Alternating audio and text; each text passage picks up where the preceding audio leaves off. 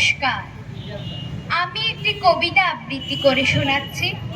কবিতাটির নাম উলঙ্গ রাজা, কবি নীরেন্দ্রনাথ চক্রবর্তী। সবাই দেখছে যে রাজা উলঙ্গ, তবুও সবাই হাততালি দিচ্ছে। সবাই চেঁচিয়ে বলছে সাবাস সাবাস।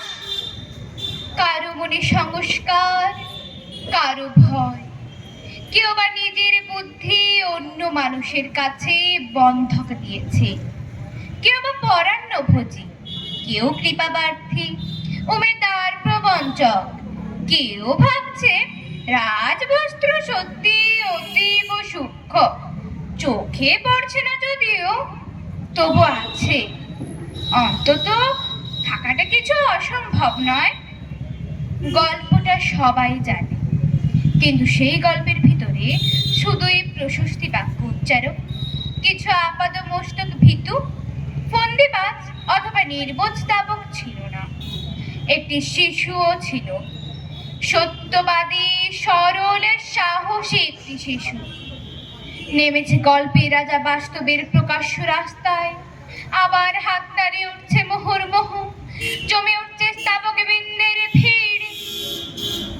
কিন্তু সেই শিশুটিকে আমি ভিড়ের ভিতরে আজ কোথাও দেখছি না। শিশুটি কোথায় গেল? কেউ কি কোথাও তাকে কোনো পাহাড়ের গোপন গুহায় লুকিয়ে রেখেছে, নাকি সে পাথর ঘাস মাটি নিয়ে খেলতে খেলতে ঘুমিয়ে পড়েছে কোনো দূর নির্জন নদীর ধারে, কিংবা কোনো প্রান্তরের গাছের ছায়ায়? যাও, তাকে যেমন করেই হোক খুঁজে আনো।